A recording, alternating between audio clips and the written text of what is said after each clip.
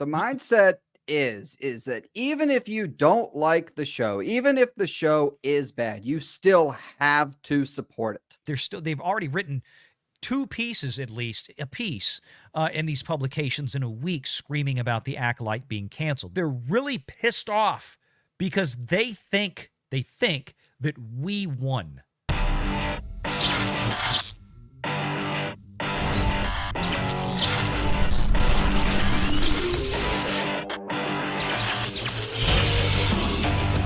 Renegade Online. To be completely honest, most of these articles are pretty similar. They are. Yeah, it's typically the same pattern. So obviously, someone sent out the playbook. This is the argumentation. We've used it 1,000 times before. There's a small minority of fans who are evil and toxic, and it's bad of Disney to listen to them, completely and utterly ignoring the fact, and this is the gaslight, that what they call toxic fans are in reality the majority of the fan base. While as far as I can see, the really, truly toxic ones are the fans of the Acolyte. Not every single one, but a very large subset of them. Because when you have narcissists and evil people in Lucasfilm making activist content for the Antifa audience, that's who they're going to draw in. And that's just it. The show, and as again, I continue to remind folks out there, and I know we've got a lot of new viewers each week.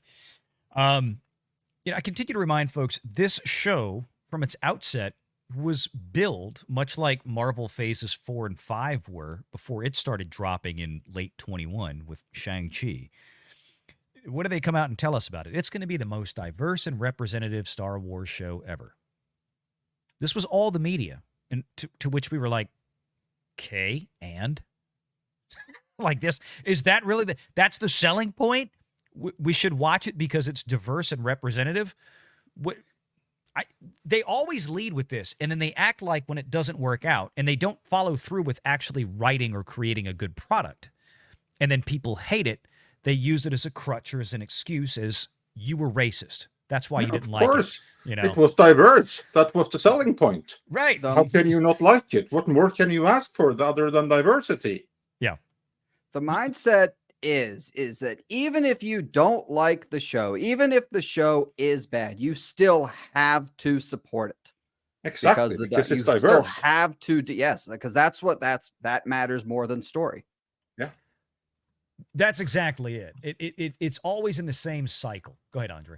It is ironic that Disney has like this department that is in charge of all of this destruction, and it's called the Story Matters groups, when in reality it's diversity matters, story doesn't, because that's what seems to be their mantra. Because basically this is what has destroyed Star Wars. It has brought Marvel to the brink, and that is no focus on story or connectivity at all. It's all about diversity and diverse messaging. And that messaging, of course, is propaganda straight out of the Frankfurter School. And then the audiences don't connect with it, and they act surprised. Worst of all, the media act surprised on behalf of the studios. Now, this article I have read. Actually, I did a video on it published earlier today. So this one I'm very familiar with. This is a real doozy. Yeah, and this is Paul Tassi. Now, a lot of people thinking that, okay, we had the Paul Tassi article that we read Wednesday on the live show. That was a different one. Remember, Paul, and this is, and I think I've mentioned this on air before. So there's 2 writers at Forbes that have consistently covered the Acolyte while it was going on, and before it came out, who got the early 4-episode screener. There's Paul Tassi, who writes more in the gaming space for Forbes. And he's just as much of what you'd think he is in the gaming space that he is in the reviewing TV series like the Acolyte space. He's one of the guys that love the show. Then there's Eric Kane at Forbes. Eric Kane, unlike Paul Tassi, he hated the Acolyte. It's terrible. Eric, and I've had a couple of little private chats with Eric before about, and Lat was like, and he's made no bones about it when he writes his stuff. He doesn't understand how people could really like this show, and that included Paul. somebody who writes articles for the same magazine he does. But this is a new piece from Paul Tassi again, and the point is, as we were talking about before you got here, Andre, and this is what's been so amazing. I said to the folks here in the audience Wednesday, hopefully, this should wrap it up for the Acolyte. We're going to be moving on from here. It's been astonishing because it hasn't stopped. It's been a week and they're still screaming. And we're not just talking about a bunch of people on Twitter or Reddit or TikTok or whatever. It's major publications. It's Rolling Stones, Paul Tassi at Forbes. They've already written 2 pieces, at least a piece, in these publications in a week, screaming about the Acolyte being canceled. They're so mad that we got our way, or at least that's what they think. Yes. That's the problem. I don't know if they're so upset as they are about the Acolyte being canceled because they really thought it was awesome, or if they're really pissed off because they think that we won. Well, I think we should believe them because that is what they're saying. All of them are saying this looks bad because it makes it appear as all of the bad people won. It's a victory for the toxic fans. And then they add in a little asterisk, oh, it had shit ratings. This is literally what Paul Tassi does in this article right here. Yeah. And what I find interesting is that Eric Kane, whom I like to call the sensible Forbes correspondent as opposed to the propagandist Forbes correspondent, which is what Paul Tassi would be, he wrote what I consider to be a companion piece to this very article, which I also brought up in today's video, where he basically says, no, it wasn't the toxic dude bros, it was the ratings. It's as simple as that. That's it. And what I find so interesting about this article here, if I'm permitted to jump forward a little bit, because this article here, it does literally the exact same thing as the Rolling Stones piece that you just went through. It goes through pretty much the exact same argumentation with 2 key differences. One is that it brings up some minor reactions from the cast, which don't really amount to anything. And the other is that this whole piece is a call to action, encouraging other journalists and fans to keep the pressure on Disney, because he thinks that there's a small chance that they might actually listen and uncancel the Acolyte and blow another 200 million on another season that no one is going to watch just to deny the toxic dude bros a win. I found it funny that we're all dude bros now, by the way. I like the title that they gave us. Oh, yeah.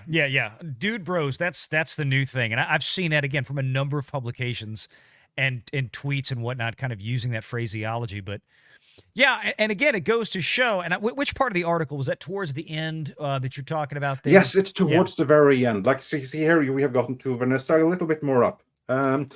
See here, right about here. Oh, yeah, here we go. Stop it right there. It says there, I do not think it's entirely impossible. Disney reverses course here. Stranger things have happened. See this whole thing here? This is a call to action. This is what the whole article is really about, is this bit right here, where he is subtly telling fans and his fellow journalists, who he knows will be reading because this is Forbes, keep the pressure up, because there's a chance they may listen. Stranger things have happened. Yeah, and again, you look at the language here. Stranger things have happened, and if everyone from actors to media to fans are angry enough about this, they may take notice. Yeah, after riot in the streets. Yeah, and there's so few of them that the ones who are, they have to dial it up to 1,000. Yeah. Exactly. You got this petition out there, and now they're up to, I don't know, maybe 20,000 signatures or something on Renew the Acolyte. Probably around 30,000. It needed, it honestly, if it were to have any chance, it needed to be at 20,000 the first day, and 100,000 by now, and 1 million by the end of the month. Then we might be talking. Yeah. Because really, a series like this, it needs viewership in the multiple millions. But as it is, I think that the Acolyte has cost Disney Plus more viewers in lost subscription than have signed that petition.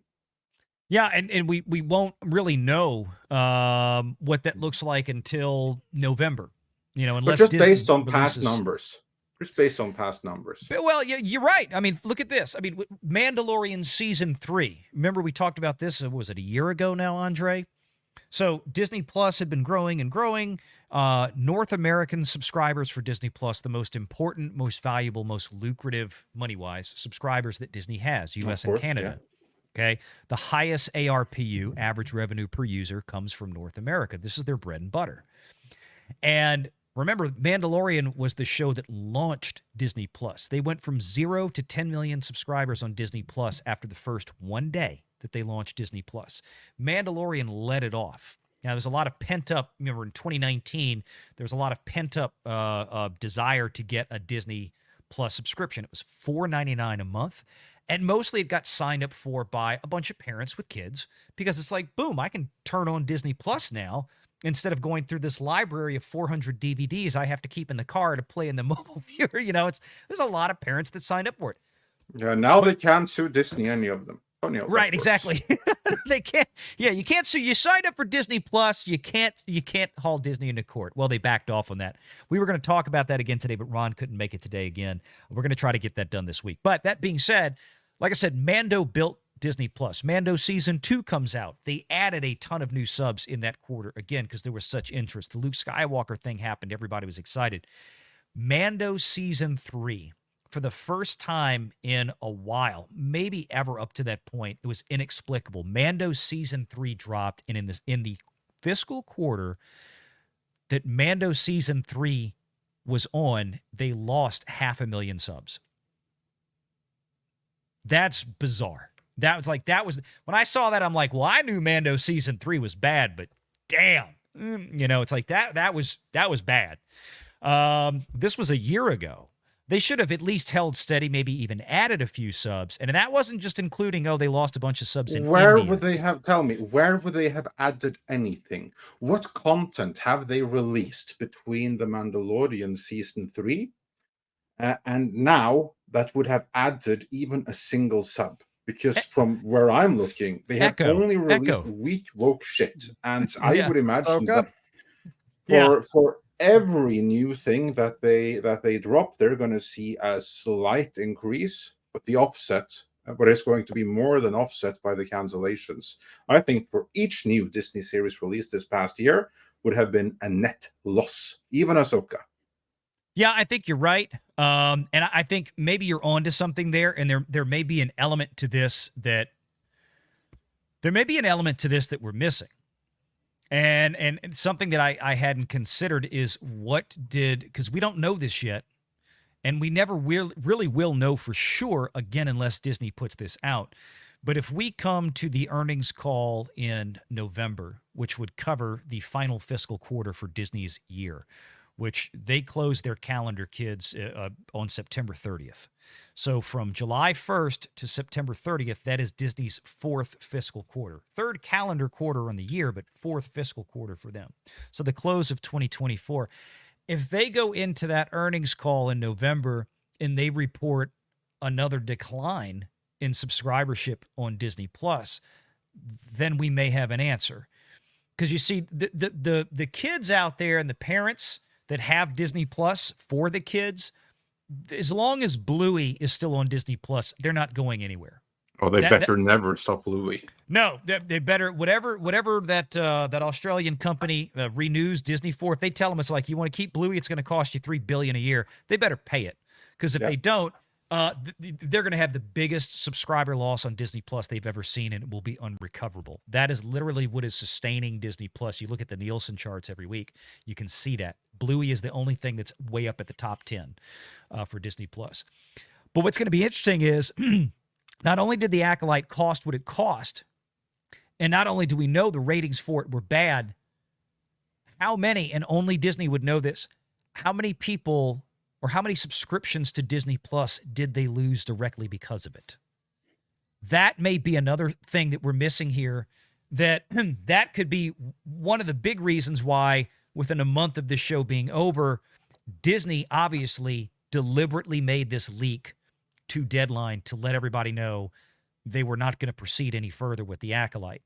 And maybe more than ratings, because we've seen some bad ratings. Now, granted, it was even worse than Andor's season finale. It was, I think the Acolyte season finale drew in only half the audience that Andor's season finale did, at least according to the Nielsen data.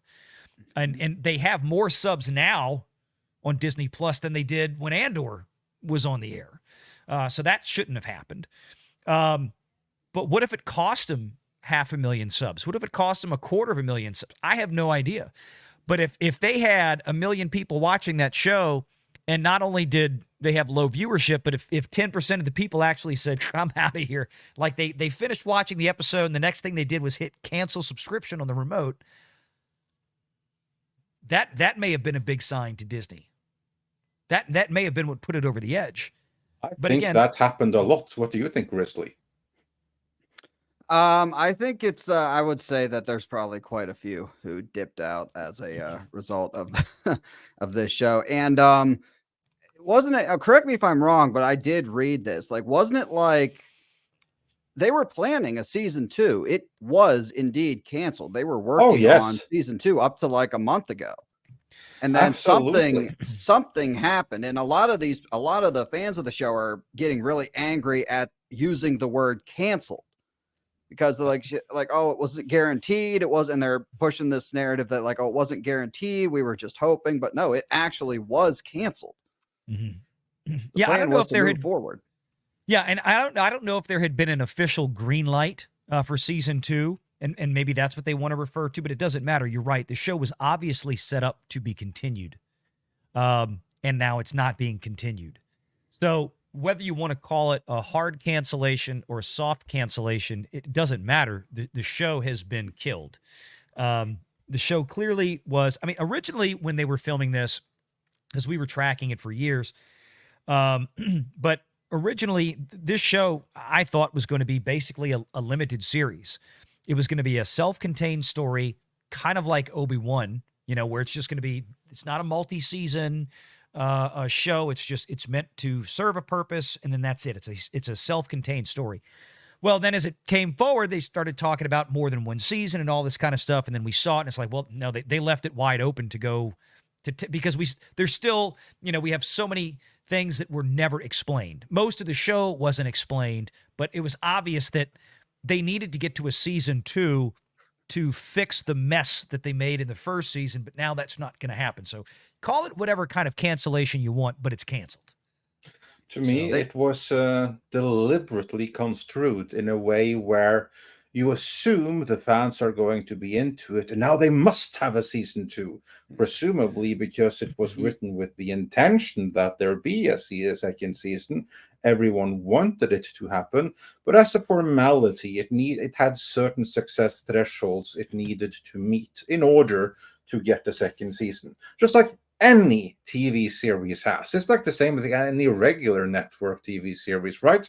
Every single actor of every single series on TV, even long-running ones, they have the intention that there's going to be more seasons, but it's never a guarantee. No TV actor knows for sure that they're going to be employed 1 year from now. They may think they are. If they luck out and be in a successful show, they probably will be. But you never know for sure. Suddenly something can happen, and boom, it doesn't continue. This is the same thing that happened with the Acolyte, I think. It was very much intended to be more seasons. Probably it was like a 4 or 5 season run plan for all we know, but it didn't meet that success threshold. And I could tell that right away when Leslie Headland started urging fans to support the show in social media and demand more. That told me right away, I kind of imagined that this was an automatic go ahead just because of the message and everything like that, and screw the money, because that's not the problem of the people that are making these decisions. But that she had to beg in social media, please support the show. Well, then maybe it was not such a sure thing anyway. And obviously someone had told her that this thing right here is hanging on a thread right now. You want it to happen, we have to see some support. And that didn't come, because the only support that Leslie Headland had gotten was crazy cat ladies and shippers sending her some fan art. Yeah, That's pretty not much. going to cut it. Make sure you're subscribed to Valiant Renegade and join us every Sunday at 6 p.m. Eastern for the live show.